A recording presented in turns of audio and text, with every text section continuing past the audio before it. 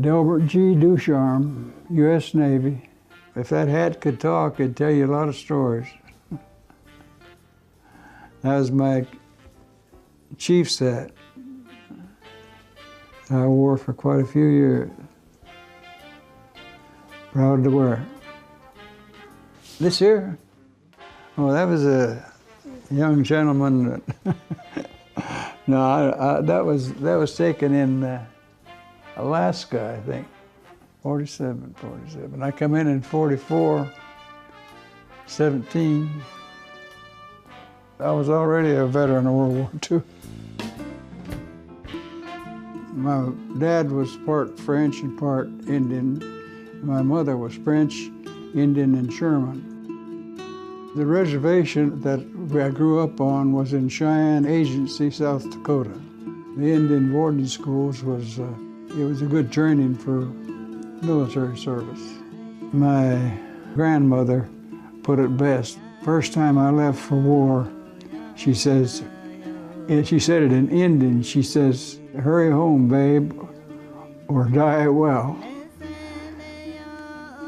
That made a lot of sense to an Indian. No, I had no fear of dying, but if I did, I would make it a point to die well. I went to a salvage diver school in Bayonne, New Jersey. Became a salvage diver.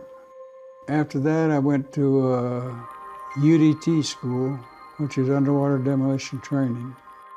We would survey beaches and make charted surveys of the landing sites for the troops that were going to be landing there.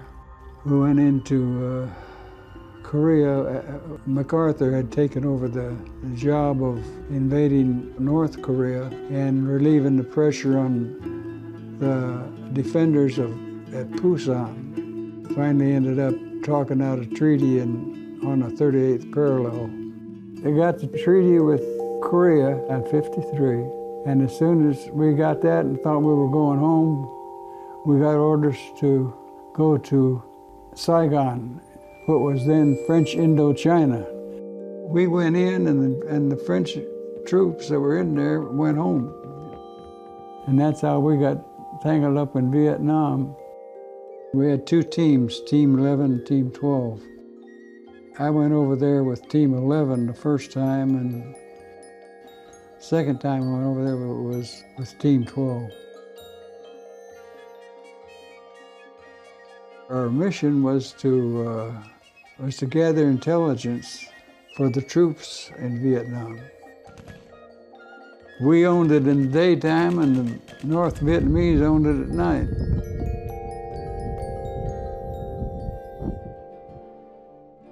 We got SEAL teams in '61, and the way that happened was that after John Kennedy was elected president, he came and visited the UDT teams. Secure the freedom of countries thousands of miles away. Said that we should form a team that could go back further, and get the enemy.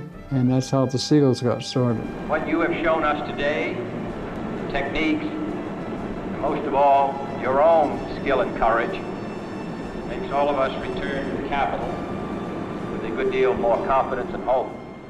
We were qualified to fight on land, sea, and air. We could parachute in, we could go in by sea, or we could go in by submarine, or move on the ground anywhere we wanted to. The president would call us to do an assassination or wrap up a foreign dignitary, and we thought we could do it. Well, he'd let us go and we'd do that.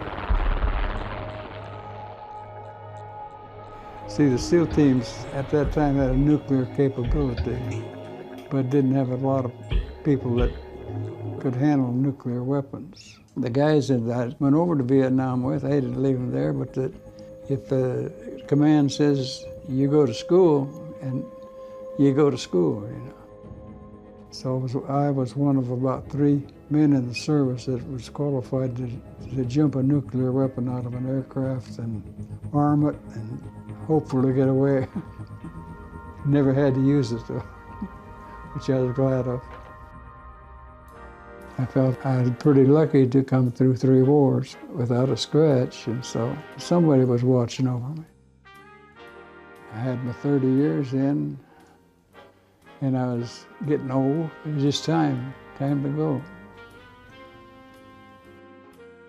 We met some girls, and one of them was a girl from Arkansas.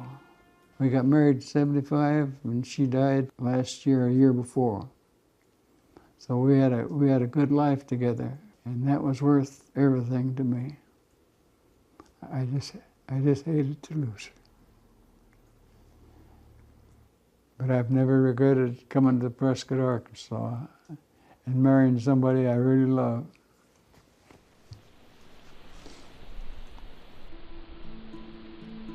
Well, I'd like to recognize all the men that went over there and fought. A lot of them died, some came back. They didn't get the welcome they should have, and it's not right. We had nothing to gain over there except to lose more young men. And that's not the way you fight a war. You fight a war to win something, and mostly the lives of young men that are participating in it.